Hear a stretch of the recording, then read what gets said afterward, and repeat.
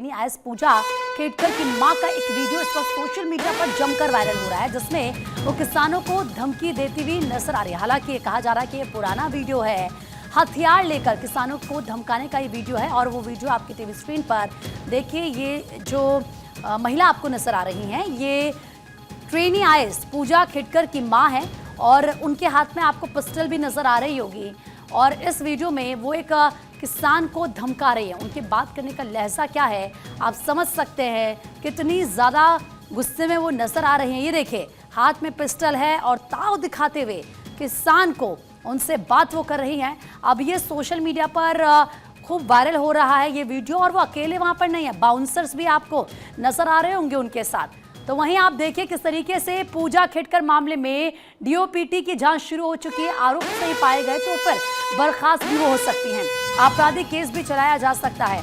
आप देखिए, पूजा खेड़कर की कोई ये नहीं कह सकते कि एक मामला है जिसके बाद उनकी मुश्किलें बढ़ चुकी हैं, चाहे वो सर्टिफिकेट का मामला हो, दिव्यांगता सर्टिफिकेट का मामला हो, या फिर ओबीसी सर्टिफिकेट का मामला हो। अब इस पूरे मामले को लेकर जांच शुरू हो चुकी है। इससे इधर ये कहा जा रहा है कि और भी इनकी तरफ से जो डॉक्यूमेंट्स पेश किए गए थे जब ये एग्ज़ाम में शामिल हो रही थी, उस वक्त वो डॉक्यूमेंट्स झूठे थे, फेक थे, क्योंकि इनके पिता की तरफ से जब इलेक्शन में हलफनामा दायर किया गया तो वो बातें मैच आपस में नहीं कर रही थी। जैसे कि शर्त ये थी कि 8 लाख से कम आय होनी चाहिए, उतनी होनी चाहिए पिता की, लेकिन उसमें अब देखिए जो हलफनामा उनकी तरफ से दायर किया गया है 40 करोड़ की संपत्ति बताई गई है। इसके अलावा भी तमाम अलग अलग मामले हैं जिस पर अब इनकी मुश्किलें बढ़ती हुई नजर आ रही है। अब 2 तस्वीरें इस वक्त आपको दिखा रहे हैं। पहली तस्वीर में आप देखिए, ये बंगलो है और ये कहा जा रहा है कि जो बंगलो है इनका, ये फुटपाथ पर अतिक्रमण करके बनाया गया है। अब वहां पर बुलडोजर एक्शन भी देखने के लिए मिल सकता है। दूसरी तस्वीर जो आपको दिखा रहे हैं हम,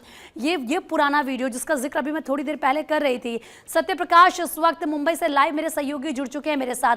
सत्यप्रकाश, फिलहाल क्या अपडेट इस पूरे मामले में, क्योंकि लगातार ये कहा जा रहा है, एक वीडियो जमकर सोशल मीडिया पर वायरल हो रहा है, उनकी मां धमकी किसान को दे रही है, हाथ में पिस्टल है।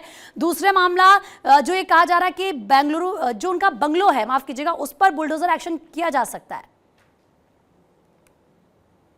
बिल्कुल पलक, देखिए पूजा खेड़कर के मामले में एक नहीं, 2 नहीं, बल्कि कई खुलासे अब पुलिस धीरे धीरे कर रही है।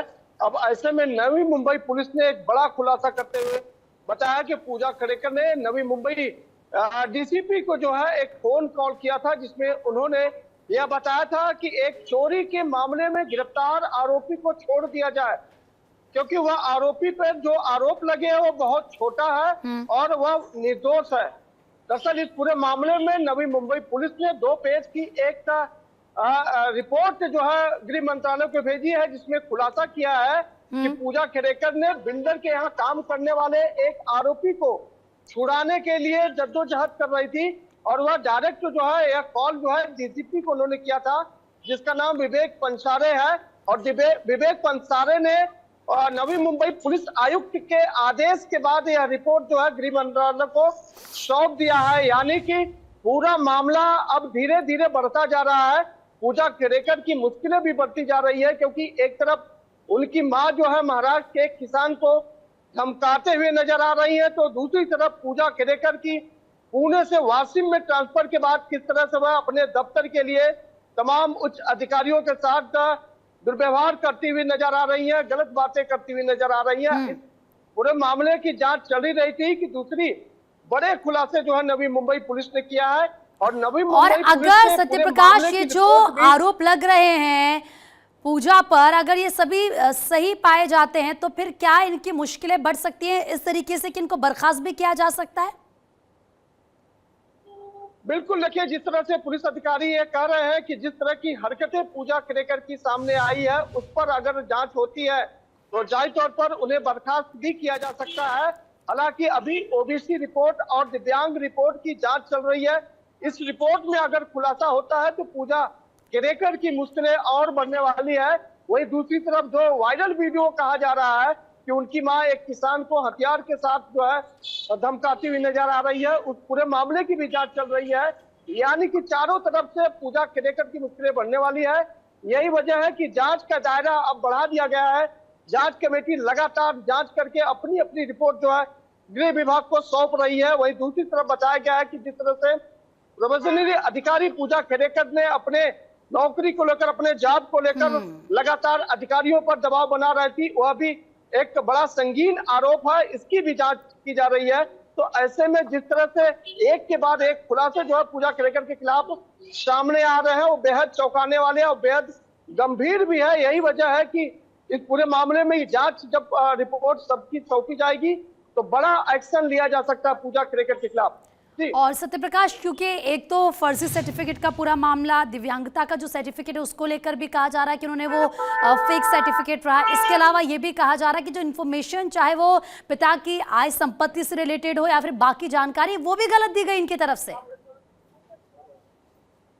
देखिए, बिल्कुल एक तरफ पिता का यह हलफनामा है जिसमें बताया गया है कि 40,000 करोड़ की उनके पास संपत्ति है। अब ऐसे में प्रोविजनरी अधिकारी पूजा केड़ेकर के इस तरह की जॉब आवंटित करना वो भी सवाल को घेरे में है।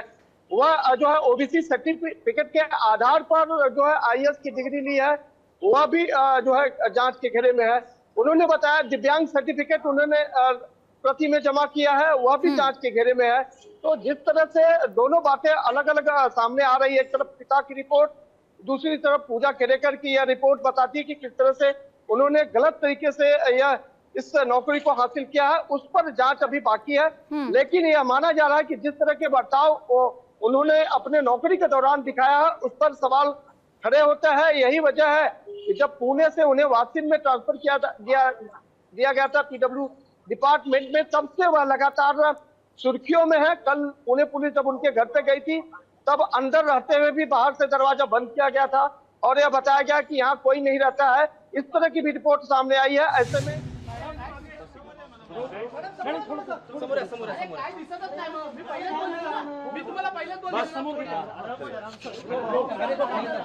मैडम आप पर जो आरोप लगे हैं, केंद्र सरकार ने कमेटी गठित की है, आपका क्या कहना है? मैंने जैसे पहले ही आपको बोला, I am not authorise to say anything to the media. मेरा जो भी सबमिशन होगा मैं वो कमेटी को कर दूंगा। कई ऐसे वीडियोस आपके परिवार से जुड़े आ रहे हैं जिसमें ये देखा जा रहा है कि प्रेशराइज करने की टैक्टिक्स है वो इस्तेमाल की जा रही है। आपकी मदर का एक वीडियो है जिसमें वो हाथों में गन लेकर नजर आ रही है, इस पर क्या कहेंगे? मैं आपको वही बोल रही हूँ, I am not authorise to talk on this issue and मेरा जो भी सबमिशन होगा, जो भी है, I will give it to the committee, but I am not authorise to say anything to the media. Please संपूर्ण विषयावर बोलण्यासाठी मात्र तुम्ही लाल दिवा गाडीवर लावला होता, महाराष्ट्र शासनाच्या प्रायव्हेट गाडीवर लिहिलं होतं, कॅबिन सुद्धा तुम्ही मागणी केली होती। मी तेच सांगते, त्याच्यासाठी सरकारने जी काही कमिटी त्याच्यामध्ये नेमलेली आहे, मला वाटतं आपण सगळ्यांनी ते रिस्पेक्ट केलं पाहिजे त्या गोष्टीचा।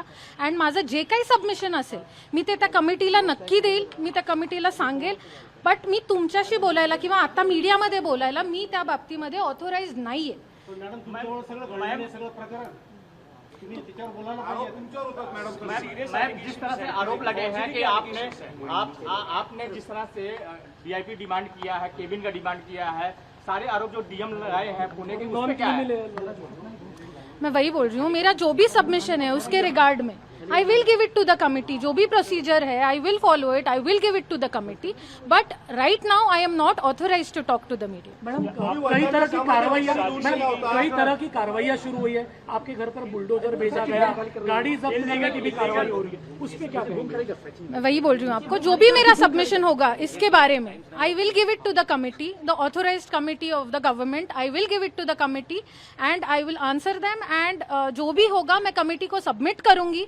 बट अभी मैं आपसे बात करने के लिए, यहाँ पे कुछ कहने के लिए, I am not authorised, the rules do not permit me, I am not authorised to say anything. सवाल का यही जवाब क्यों आप दे रही हैं कि आप जो ये है वही उसी का जो आरोप है उस पर भी बात कर रही है? मैडम, ये 2 दिन आप यही रुकेंगी, जाएगी वापस? तो ट्रेनी आईएएस पूजा खेड़कर को आप सुन रहे थे, वो ये कह रहे हैं कि मीडिया से बात करने के लिए मैं ऑथराइज नहीं हूँ, कमेटी के सामने अपना जवाब मैं दूंगी और जो भी प्रोसेस होगा उसको मैं फॉलो करूंगी, लेकिन मीडिया से बातचीत करने के लिए मैं ऑथराइज नहीं हूँ। सत्यप्रकाश, क्योंकि आप भी सुन रहे होंगे कि आखिर पूजा खेड़कर क्या कुछ कह रही थी। अब जाहिर सी बात है वो मीडिया के सामने तो कुछ नहीं कहेंगी ऐसे वक्त में, लेकिन एक चीज़ और मुझे बताइए, क्योंकि ये कहा जा रहा है कि अगर आरोप सही पाए जाते हैं, तमाम मामलों की अगर मैं बात कर लूं, खास तौर पर अगर जो फर्जी डॉक्यूमेंट का जिक्र किया जा रहा है, अगर वो सही पाया जाता है, जांच होती है उसमें, तो क्या बर्खास्तगी के अलावा सजा भी उन्हें मिल सकती है, क्या कुछ हो सकता है?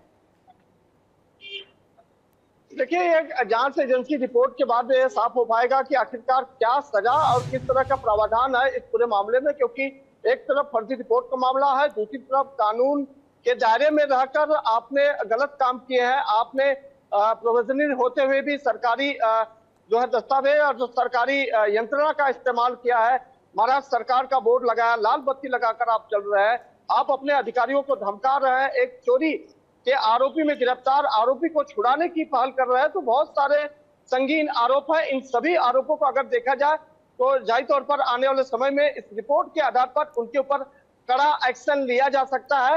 हालांकि वह एक्शन क्या कुछ होगा वो केंद्र सरकार की जांच कमेटी जो बनाई गई है वह इस पर डिपेंड करती है कि किस तरह की रिपोर्ट सबमिट करती है और किस तरह से इस पूरे मामले में लोगों के सामने लाती है। लेकिन जाहिर तौर पर जो तमाम आरोप है उस आरोप के आधार पर यह जरूर कहा जा सकता है कि उनके ऊपर जो है कड़ा एक्शन जरूर लिया जा सकता है। कितना समय इस पूरे प्रोसेस में लग जाएगा सत्य प्रकाश, अगर देखा जाए तो? देखिए, सभी एक तरफ केंद्र सरकार की बनाई हुई टीम जांच कर रही है तो दूसरी तरफ पुणे पुलिस जांच कर रही है, वाशिंगटन पुलिस जांच कर रही है।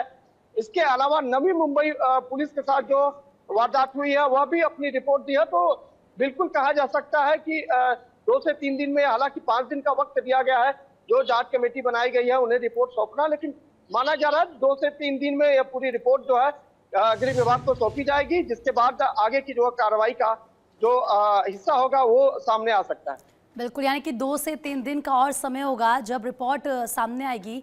हालांकि बहुत ज़्यादा चौंकाने वाला ये पूरा मामला है और इसी से जुड़े हुए वीडियो भी हम आपको लगातार दिखा रहे हैं। फिलहाल सत्य प्रकाश, आपका बहुत बहुत शुक्रिया तमाम जानकारी देने के लिए।